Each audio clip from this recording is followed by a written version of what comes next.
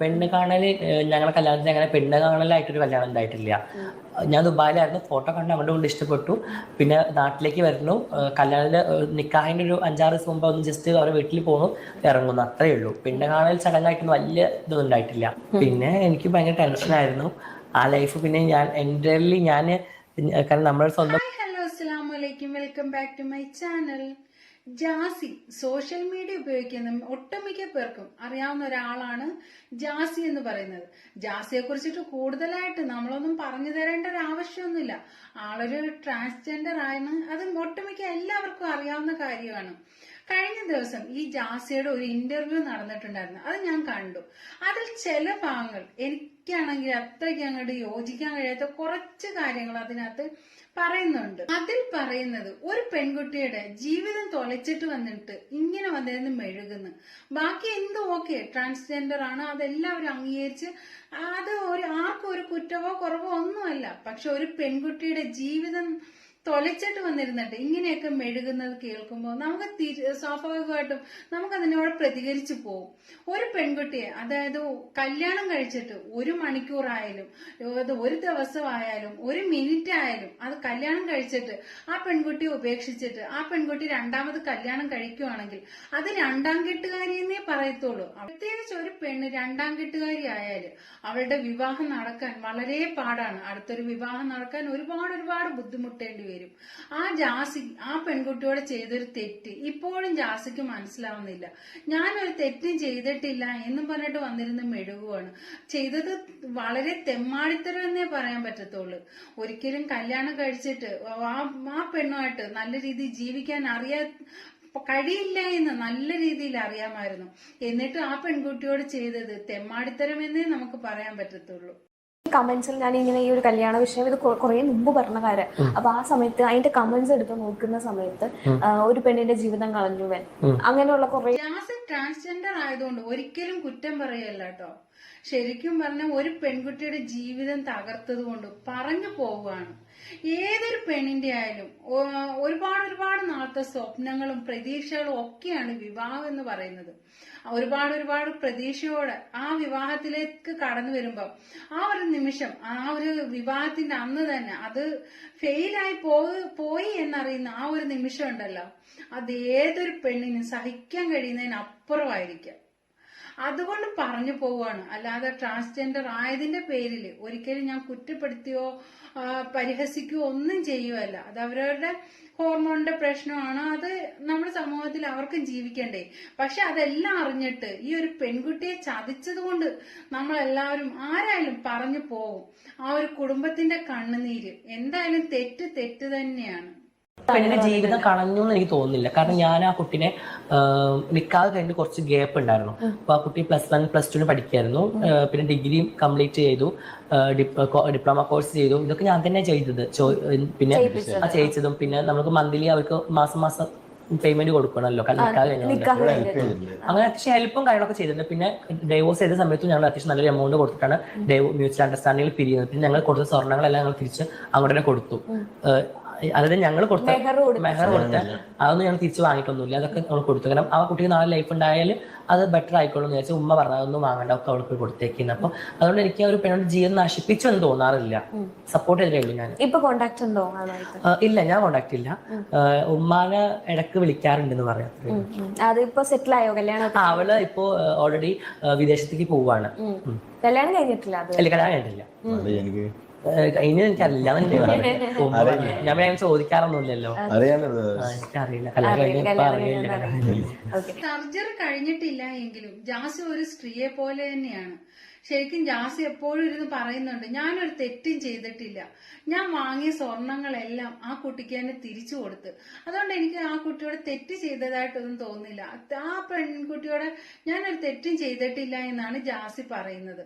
ശരിക്കും എല്ലാം തിരിച്ചു കൊടുത്ത്, സ്വർണം കൊടുത്ത്, മുതൽ കൊടുത്ത്, എല്ലാം തിരിച്ചു കൊടുത്ത്, ആ പെൺകുട്ടിയുടെ കയ്യിൽ നിന്ന് ഇങ്ങോട്ട് വാങ്ങിയതെല്ലാം തിരിച്ചു കൊടുത്ത്. കൂട്ടത്തിൽ ആ പെൺകുട്ടിക്ക് ഒരു പേരും കൂടി കൊടുത്ത് ഇനി ഒരു രണ്ടാം കെട്ടുകാരി എന്നുള്ള ഒരു പേരും കൂടി എന്തായാലും ജാസിയുടെ വക ഗിഫ്റ്റ് ആയിട്ട് കൊടുത്തിട്ടുണ്ട്.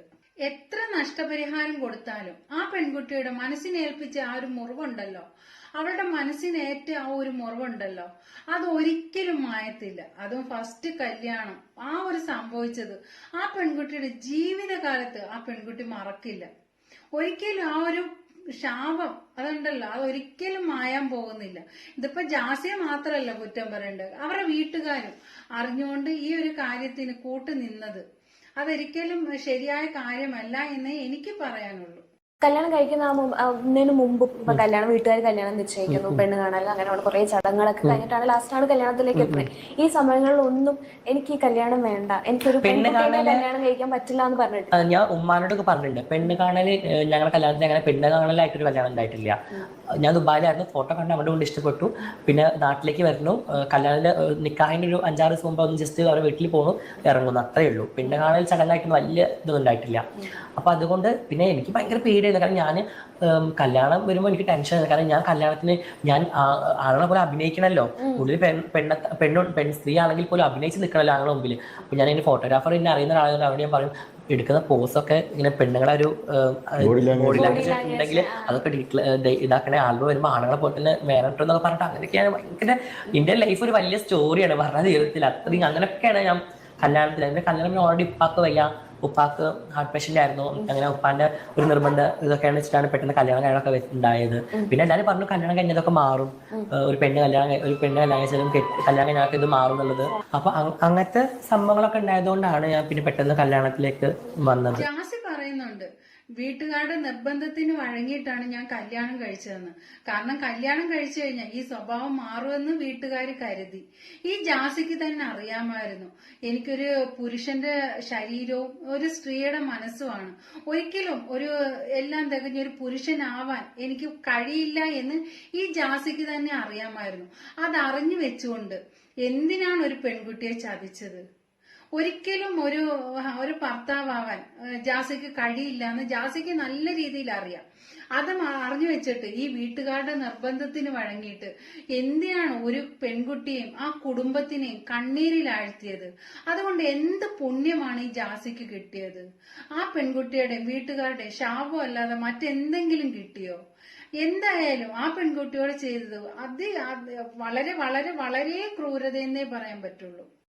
എനിക്ക് ഭയങ്കര ടെൻഷനായിരുന്നു ആ ലൈഫ്. പിന്നെ ഞാൻ കാരണം നമ്മുടെ സ്വന്തം റൂമിലേക്ക് പോകാൻ തന്നെ നമുക്കൊരു മടി, കല്യാണം കഴിഞ്ഞ വീട്ടിലേക്ക്, കാരണം ആ കുട്ടീനെ എങ്ങനെ ഫേസ് ചെയ്യും, അങ്ങനെയൊക്കെ ഒരു പ്രശ്നം ഉണ്ടായിരുന്നു. പിന്നെ ആ കുട്ടിയുടെ എങ്ങനെ ഈ കാര്യം അവതരിപ്പിച്ചത്? ഞങ്ങൾ ഓൾറെഡി പറഞ്ഞു, ഞാൻ ഇങ്ങനെ. പിന്നെ അവൾക്കും ഓൾറെഡി വേറൊരാളായിട്ട് റിലേഷൻ ഉണ്ടായിരുന്നു തോന്നുന്നു. അപ്പൊ അങ്ങനെ ഇതിന്റെ തോന്നൽ മാത്രമാണേ. അപ്പോ ഞാൻ ഓൾറെഡി പറഞ്ഞു, അപ്പൊ അവള് ഓക്കെ ആയിരുന്നു. അങ്ങനെ മ്യൂച്വലായിട്ട് അണ്ടർസ്റ്റാൻഡിൽ പോയി. ഞാൻ ചോദിക്കുകയാണ്, വിത്ത് യുവർ പെർമിഷൻ, കല്യാണം കഴിഞ്ഞ വ്യക്തിയാണ്, അതായത് ഒരു സ്ത്രീനെ കല്യാണം കഴിച്ചതാണ്, കുട്ടിയുണ്ട് എന്ന് ചിലർക്ക് ഞാൻ കണ്ടു, ചിലർക്ക് കുട്ടി ഉണ്ടെന്നൊക്കെ ഞാൻ. കുട്ടി ഉണ്ടായാലും ഒരിക്കലും ഞാൻ ഈ ലൈഫിലേക്ക് മാറത്തില്ല, അത് വേറെ കാര്യം. ഇനി കുട്ടിയാവാൻ പറ്റാത്തത് കൊണ്ടും എനിക്ക് ആ സ്ത്രീയുമായിട്ട് ഒരു ബന്ധത്തിൽ ഏർപ്പെടാൻ പറ്റാത്തത് കൊണ്ട് ഞാൻ ക്വിറ്റ് ചെയ്തതാണ്. അതുകൊണ്ടാണ് ആ കുട്ടിയും ക്വിറ്റ് ചെയ്തത്. നേരെ പക്ഷെ ഞങ്ങൾ തമ്മിലൊരു ഫിസിക്കൽ ബന്ധമുണ്ട്, ഒരു കുട്ടി ഉണ്ടെന്നുണ്ടെങ്കിൽ ഒരിക്കലും ഞാനൊരു സ്ത്രീ ആയിട്ട് ഡിക്ലെയർ ചെയ്ത് ഞാൻ മുന്നോട്ട് വരത്തില്ല. അങ്ങനെ വരുന്നോട് തെറ്റെന്നല്ല ഞാൻ പറഞ്ഞത്. പക്ഷെ ഞാൻ എൻ്റെ പേഴ്സണൽ കാര്യം പറയുകയാണെങ്കിൽ എനിക്ക് ഒരു കുട്ടി കൈ കഴിഞ്ഞാൽ കുട്ടികളെ സ്നേഹിച്ച് അവരൊക്കെ നോക്കി നിൽക്കുന്നത് ഭയങ്കര ഇഷ്ടമുള്ള കാര്യമാണ്. ഒരിക്കലും അങ്ങനെ കുട്ടി ഉണ്ടെന്നുണ്ടെങ്കിൽ ഒരിക്കലും ഞാൻ അത് പറഞ്ഞു. പിന്നെ അതുപോലെ ഞങ്ങൾ ആകെ ഒരു മാസം ഞങ്ങൾ ഒരുമിച്ചുണ്ടായിട്ടുള്ളൂ. ആ ഒരു മാസം കൊണ്ട് ഇപ്പോൾ കുട്ടി ഉണ്ടാവില്ലല്ലോ. കാരണം ഞാൻ കല്യാണം കഴിഞ്ഞ് 10 ദിവസം 15 ദിവസം ഞാൻ തിരിച്ച് യുഎയിലേക്ക് തന്നെ പോകുന്നു. കല്യാണം കഴിയുന്നത് ശരിയാണ്. പിന്നെ ഞങ്ങളിപ്പോൾ നല്ല മ്യൂച്വൽ അണ്ടർസ്റ്റാൻഡിംഗ് ഡിവോഴ്സ് ചെയ്തു. സ്വന്തം വീട്ടുകാരുടെ സന്തോഷത്തിന് വേണ്ടിയിട്ട് മറ്റൊരു കുടുംബത്തെ കണ്ണീരിലാഴ്ത്തിയിട്ട് ഇങ്ങനെയൊക്കെ വന്നിരുന്ന് പറയുമ്പോൾ തീർച്ചയായിട്ടും നമ്മൾ കേൾക്കുന്നവർ പ്രതികരിച്ചു പോവും. ജാസിയുടെ വീഡിയോസ് ഒക്കെ കാണാറുണ്ട്, ഇഷ്ടവും ഒക്കെയാണ്. ആ വീഡിയോസ് ഒക്കെ കാണാനും ഇഷ്ടമാണ്. പക്ഷെ ഈ ഒരു കാര്യം ഒരിക്കലും നമുക്ക് യോജിക്കാൻ കഴിയുന്നേ ഇല്ല. കാരണം എന്ന് വെച്ച് കഴിഞ്ഞാല് ട്രാൻസ്ജെൻഡർ ആവുക എന്നത് അതൊരു കുറ്റമൊന്നുമല്ല, ഒരിക്കലും അതൊരു കുറ്റമായിട്ട് കാണുന്നുമില്ല.